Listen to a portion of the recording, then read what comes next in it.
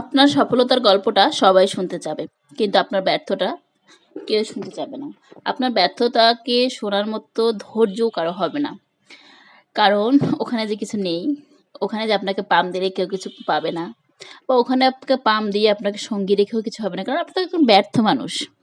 আপনার সফলতাকে সবাই শুনতে চাইবে। আপনার সফলতাকে সবাই অ্যাপ্রিশিয়েট করবে।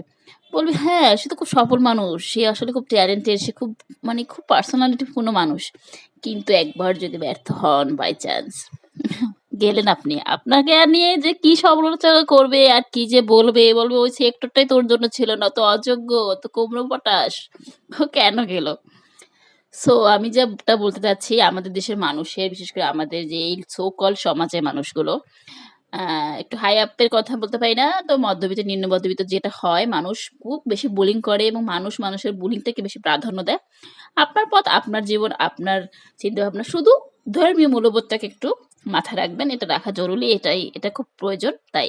কিন্তু এর বাহিরে আর কিছু ভাবার নেই। মানুষ অনেকেই অনেক কিছু বলবে। আপনার ব্যক্তিত্ব নিয়ে, আপনার ব্যক্তিগত লাইফ নিয়ে একটু মানুষ নাক গলাবে। জাস্ট পাত্তা দিয়েন না। Just ignore. এটাই আমাদের দেশের সামাজিকতা। হুটহাট বলবে।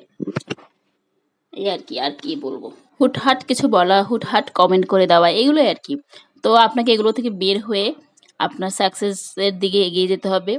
তবে আপনি যে পাবেন এরকম কনফিডেন্স রাখতে হবে, কিন্তু এতটা কনফিডেন্ট হবেন না যে আপনার কাছে অহংকার চলে আসুক। আপনি আপনার ফোকাসটাকে ধরে রাখার চেষ্টা করুন।